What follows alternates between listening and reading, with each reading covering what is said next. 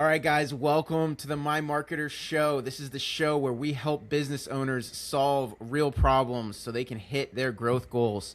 Better strategy, better marketing, better results. My name is Danny Decker. I'm a co-founder at My Marketer. I'm your host for today, and we've got a great guest. So Dave Newell is a friend. He's a fellow long-suffering Minnesota sports fan.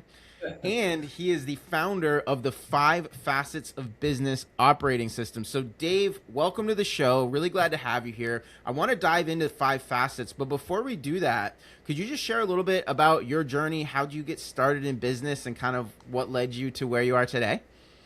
Yeah, absolutely. Thanks for having me, Danny. Long-suffering Minnesota sports fan, both born and raised there, and then have since moved on to hopefully greener pastures.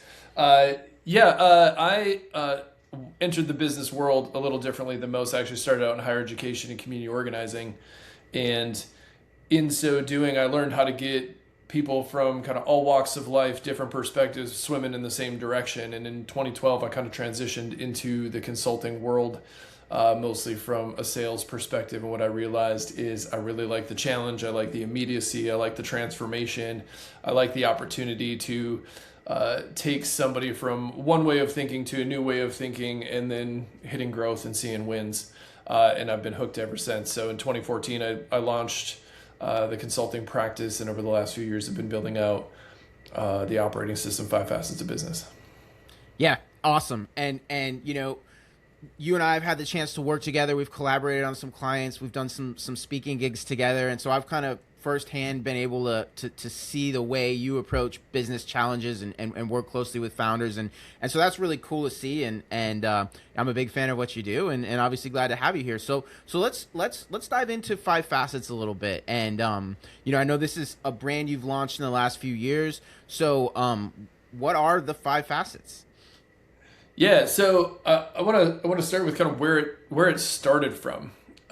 In 2016, it was a long time ago now, but in 2016, I got a call from Lori. It was a kind of contact of mine, and she called me in frustration, and she said, "Hey, we've been trying to implement an operating system in our business. We found some wins. We got 3 months into it. We felt like we were making progress, and now it feels like everything's falling apart, and the burden I thought that was, going to get displaced from my shoulders back onto the business is still there. And I'm more stressed out than I was before, and I couldn't figure it out. And I heard you fix this kind of thing." And her saying, "I heard you fix this kind of thing," was like a light bulb moment for me to start thinking about, okay, well, what do we do differently? Because I don't know if I would have seen it that way. I don't think I would have given myself that, because I don't know if I, was as good or as effective as other consultants at times, because I was thinking about it a little differently. But the 5 facets, she kind of triggered that moment for me. And what it forced us into is starting to codify, well, what's different? Like, everybody knows traction, scaling up, or EOS, scaling up, Pinnacle Group. Like, there's all sorts of operating systems. And the truth is, those operating systems are more truly like operational in nature. They are about execution and delivery. But what we realized is real transformation in organizations requires 3 things. 1, it requires a comprehensive system look, not just operational. So the 5 facets looks at culture, strategy, operations, story, which is sales, marketing, and finance. And all 5 of those pillars have to stand independently and work collectively in order for your business to function. Most of the time, businesses are good at 2 or 3 of those things, and the other 2 create the drag. So that number 1 piece is look at your business as a comprehensive system. Number 2 is it is about systems and behavior. You have to elevate leadership to actually lead the system. Most of the time, the issue is that people start to put an operating system in place and the leaders fall apart, or they don't have the mindset, or they don't have the behavioral profiles to actually implement the system. And the third piece is there are 3 critical conversations in any organization that take place. It's about clarity, alignment, and execution. Clarity is where are we going? Alignment is how are we going to do it? And execution is who's doing what by when. And most of the time, organizations confuse those 3 conversations, and so they don't have the clarity they need. So ultimately, the 5 facets combines those 3 things. It combines conversations, leadership, and a comprehensive operating system so that business leaders can displace the burden from their shoulders back onto the business and actually hit the targets they're shooting for. That is awesome. That is awesome. And again, I've seen some of this in action, but for people that haven't, well, actually, do me a favor real quick. Break down the five again. It was culture, strategy, operations, story, and finance. Culture, operations, story. Culture, strategy, operations, story, and finance. Nice. All right. And you mentioned that you feel like most of the businesses you work with, they're doing okay in two or three, and then they've got weaknesses in others. Do you tend to see, are there patterns? Is it like, hey, yeah, culture is almost always a problem, or is it just different across the board? Yeah, it's interesting. My dear friend Claude and I just went on a journey together analyzing. We have an assessment that we offer that looks at the 5 different facets of a business.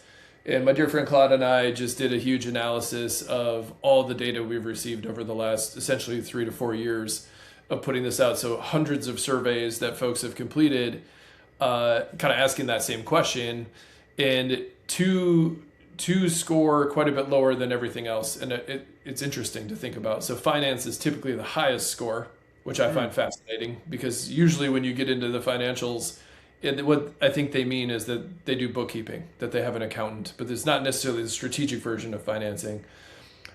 Marketing also scores relatively high, or the stories function also scores relatively high, but I think it's because people focus on it a lot. It's, can we get leads? Can we get business? Right? And the two that score the lowest are strategy and operations. Strategy is the lowest and operations is the second lowest. And I actually think most businesses index towards, can we get leads and can we deliver the work? But the strategy side of what they do is more action planning, not actual strategy. Strategy is this, not that. We have to make priority choices.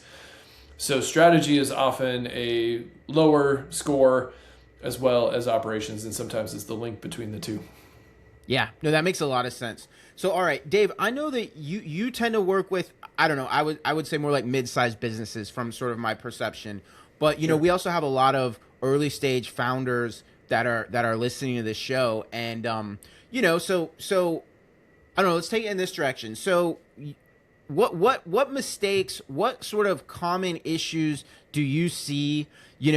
That maybe early stage founders, get themselves in this type of trouble or create this type of issue. And then by the time they get to that mid stage and a firm like yours steps in to help, they've dug themselves a hole or they've created these types of challenges. So like, what should like a growth minded founder like think about that maybe doesn't feel like a huge problem today, but like you've seen it and it's going to be a problem for them as they start to scale?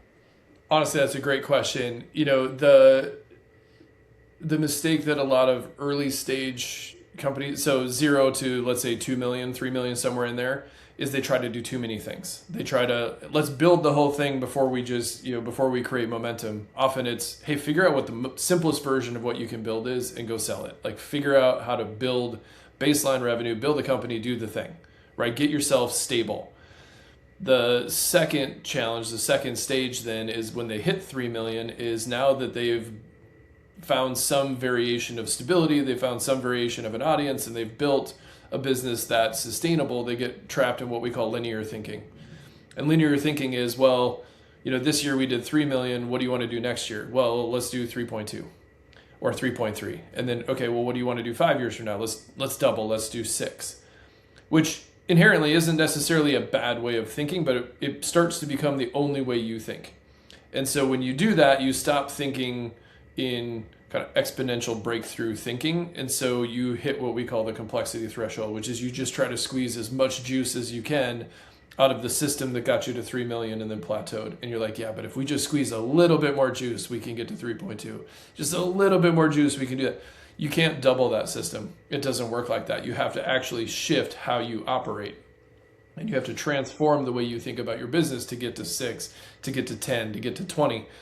And it's the trap that a lot of leaders fall into is they get caught in, yeah, but we were successful to 3 million.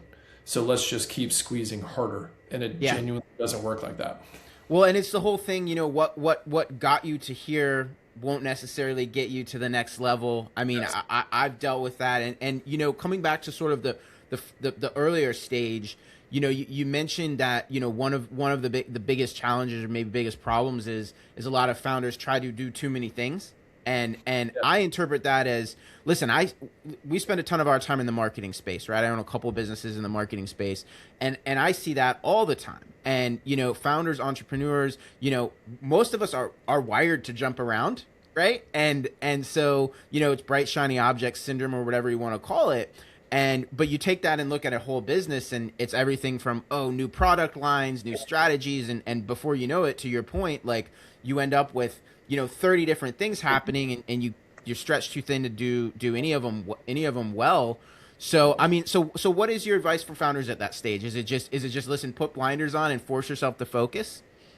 Yeah, I mean, honestly, it's a really good question, and I have to say, I value you as a friend and a colleague in this work, because I think you've done a good job, along with your co-founder, of finding your niche and getting good at it, and really like building the skills to do it well and hitting the results that you're trying to hit. I think, as a marketer, as a leadership development or organization, who do you work with? You could literally work with any business, any one of them, but that's not very sellable. That's not very scalable, right? So I think it's not necessarily niching down, but it's getting really, truly clear about what is the core business model here. Like, what is the most fundamental thing we do for clients? And especially now with the advent of AI, I mean, everybody's trying to become a software. Oh, we should build out this thing for our clients, etc. And what I'm seeing is a lot of business model confusion. So if you're a marketing agency doing what you do, right? Like you're running ads and you're helping to build out brand and you're helping to do those things, that's great. As soon as you add a SaaS product and you're saying, well, now we have a platform those are two fundamentally different businesses, and they operate differently. So you start to create a whole bunch of complexity on the back end. And what you start to see then is that operations fall apart. Your clients start to get confused, et cetera, et cetera. And so it's often, to go from 3 million to 6 million isn't we have to transform, we have to add this line, we have to add this line. It's actually the opposite most of the time. It's we have to actually simplify and streamline and get extra clear about what we're doing by looking at what's working the best, and can we eliminate and can we reduce the complexity that we're dealing with, because it actually allows us to connect with our customers more. And again, I think you and your co-founder have done a good example of that thinking. Yeah, I appreciate that. You mentioned sort of, I don't know, we'll call it business model confusion, and that's something I'm seeing like a lot of in this age of AI, right? Because it has like never ever been easier to create something, whether it's a SaaS product or a new website or a landing page or whatever. And listen, I'm even seeing this in some places in our team. It's like, just because like you can create something, like because it's easier than ever to create something, like does not at all mean that you should, or it doesn't mean that anybody wants it, right? And it's like it feels so fundamental, but I feel like we're seeing this like massive trend of people putting the cart before the horse a little bit, and they're not asking the question, hey, what do my clients need? Instead, they're being like, oh, what cool thing can I go create? And a lot of it is just sitting on a shelf because, like, hey, nobody actually asked for that thing.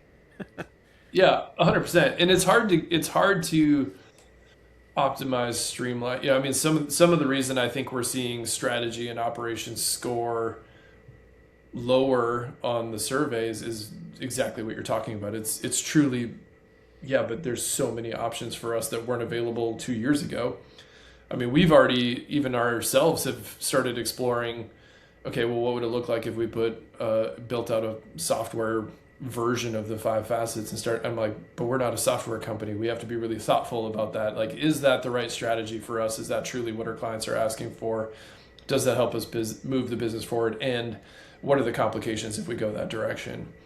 Right. And before we just jump in and start doing it, you have to be thoughtful about, yeah, but kind of, right. Like, ask yourself, like, yeah, but what if, or is this truly the direction we need to go in? Is this truly what people are asking? And I think, again, I don't want to put like all founders and entrepreneurs in the same bucket, but I think a lot of us, like, that's a specific challenge, just because, like, the traits that make somebody a great entrepreneur, somebody willing to like take risks and jump out and take action and solve all these different problems that need to be solved, like, we by nature, many of us do just tend to be attracted to the bright shiny object, and we get bored with consistency. And so like it's really hard to stay focused. Like I struggle with that. And segueing a little bit into the a marketing piece of this conversation, I think like that exact impulse is one of the reasons why a lot of founders and business owners really struggle to get their marketing like producing consistently, because like at the end of the day, like listen, we all see flashy commercials, we all see like great billboards, but like the truth is, in almost every case, to really build a marketing system that produces consistent results, it's a lot of systems behind the scenes, it's a lot of consistency, it's a lot of testing, it's a lot of trial and error. And listen, most founders, in my opinion, lose patience with it, right? Because it's fun to have the idea, but it's not all that fun to implement it, and then to make the little corrections that you need to make when the first thing didn't work, and then you got to try the second thing. Like that's not fun for most founders and entrepreneurs, in my opinion. So curious if you see it any differently. Feel free to push back, but that is actually one of the things that, in my opinion, keeps a lot of founders and entrepreneurs from ever really building a sustainable marketing system. 100%. I think you're spot on. I also think there's, I would add to it maybe two thoughts. The first one is, I think there's a generalized statement that often happens in a marketing phrase, especially speaking to entrepreneurs and founders, where it's like, hey, build the business that runs without you. And I'm like, I hear that constantly. And every time I hear that, I'm like, I don't want that. I don't want to build a business that runs without me. I want to be part of it. I want to stay connected to it. I like building things. I like being a part of this journey. Maybe I just don't want to do the, what you just said, like the deep dive on the data and the tweaking and the adjusting. I want to see what's next, and I want to build it, and I want to go to it. Right. So like even how we talk to entrepreneurs, speaking in those generalities, feels like we don't even know what we're talking about. The more specific we get, the better, right? So I think, again, it's kind of what you all do well. The second thought is, to your point, we have a kind of leadership triad that we implement in organizations. And the reason we do it is we think there's kind of three different lenses that leadership teams need to take in order to build a business that works. We call it the catalyst, the strategist, and the driver. The catalyst is your traditional visionary. There's no shortage of visionaries. Right, they're everywhere. For every 100 visionaries, there's probably 5 strategists and probably 2 drivers. And the strategist is the person that takes those ideas and says, hey, this is either a good idea or it's not. And they can get really thoughtful about, well, what's the system we would need to build to do that? What's the choice that we need to make here? And can we get clear on what it is? They're your kind of how do we do it? But think about that as a high level. And then the driver is the person who's looking at the data, getting the team to move in the project management, crushing stuff, making it happen. And teams that we've worked with that have that triad, those 3 personalities at the leadership team level, are the most successful businesses I've ever seen, and function really well. And I know, EOS has the visionary and the integrator, and I think truly like an integrator is both a strategist and a driver, and that is a total unicorn. I think I've met 2 in my entire life, and I've worked with 250 businesses. Shoot. It looks like the internet. Yeah, it looks like we're having a little bit of yeah, no, it blipped on my end too. All good. It's been a little patchy, but hey, we're trying a new recording platform, so we'll see if we're able to get it all post produced and sounding great. But no, that makes a ton of sense. So yeah, you were kind of saying the maybe like the EOS version of that is like visionary integrator, and I like what you described too, and I'm curious because you said that like having that triad in place is kind of the rocket fuel for a lot of businesses. Do you typically see that the founder falls into, was it the catalyst role, or is that not necessarily always the case? Honestly, it's very much honestly, it kind of depends. I kind of view them as the catalyst or the strategist. Like I would argue, I'm not truly a visionary, even though I run a company. I'm actually much more of a strategist than I am a catalyst or a driver. Like I think in systems, I think in this, not that. I think in the strategy category. And if you look at even the surveys that I was talking about earlier, the strategy bucket is often the lowest. Usually what organizations have is they have the visionary, they have the catalyst, and then they have somebody who's operationally focused who documents things, and they miss this middle piece that ties all of it together. And so they get frustrated because they're saying, this is where we need to go. And for some reason, like we can execute at a decent level, but it just doesn't seem to be creating the momentum that we want it to create. And usually it's but we don't have the person that's built the system, that has the machine kind of organized in a way or optimized in a way to achieve what it needs to achieve. So having that lens, that kind of triangle of leadership, so to speak, takes care of the vision layer, it takes care of the strategy layer, and it takes care of the execution layer in an organization. And it's just wildly effective. Love it. That makes so much sense. So, okay, so 5 facets, you kind of, you gave us the overview, but what does it actually look like to work with you guys? Like, what does an engagement look like? What type of business should be thinking about hiring you guys? Yeah, it's a great question. So similar to, similar to what I've been describing already, we often start, maybe I'll start with it this way. I like this anecdote because I think it explains kind of how we operate well. There's an old fish swimming in the water, and he swims by 2 younger fish, and he says, "Hey boys, how's the water?" And the 2 younger fish say, "Water? What the hell is water?" Right? It's this thing that they've been swimming in. Often what we do when we come in is we will help your business get really clear about where are we going. And then the second question isn't how do we get there, it's where are we now? And it's that diagnostic piece. It's tying those 2 pieces together around where are we going and where are we now that allows us to then transform the way your business operates. And so we partner with organizations typically in the, let's say, 2-ish million to 20-ish million range is about where we live. Think about it as like 10 employees to 30, 40, 50 employees, somewhere in there. And over the course of kind of 6-ish months, we put in a full-on operating system that does those 3 things. It is a comprehensive system that looks at the 5 facets. It elevates leadership and aligns the systems of behavior and optimizes the team for the 3 critical conversations that are taking place. And what that does is it actually creates adoption across the organization, so the leader doesn't have to carry that burden all by themselves. They get to put it back into the business, and they truly then get to play. Like you talked about as a founder and an entrepreneur, your favorite part of being one is, hey, what's next? Where are we going? How do I build it? Can I go chase it? And a lot of entrepreneurs just get sucked into the weeds, and then they burn out and they get frustrated. And it's not that they don't want to be part of the business, it's that they just want to play. That's what makes them good at what they do. So I want to help them build the system to let them go play. Love it. All right. So to learn more, how do people connect with you, or website? Like how does someone get in touch? Yeah, it's great. So lots of different ways to get in touch with us. The easiest way is to go to 5facetsos.com. So 5facetsos.com. And I'll share all this with you, Danny. You can find me on LinkedIn, Dave Newell, or The Evolved Difference. You can find those spaces. And you can connect with us those ways. You can set up a meeting. You can take the assessment. You can dive in with us and get to learn some things. The assessment is free. It's a great way to just figure out where are we as a business, what are the facets that we're thriving in. We do a free kind of review of that assessment and show you like, hey, here's the areas you can grow in. Here's some recommended steps, and you can kind of decide what you want to do from there. Fantastic. And we'll be sure to link all of that in the show notes. So Dave, before I let you go, and I really do appreciate your time, this has been a great conversation, but sort of final question for you today is, if there was one thing that you could make sure that every single founder understood about growing their business, what is the one thing that everybody needs to understand? Okay, so there's a quote that we use a lot with clients that I think is really important. It's, the system is perfectly designed to produce the results that it's producing. And it's kind of a statement, right? Like, no kidding.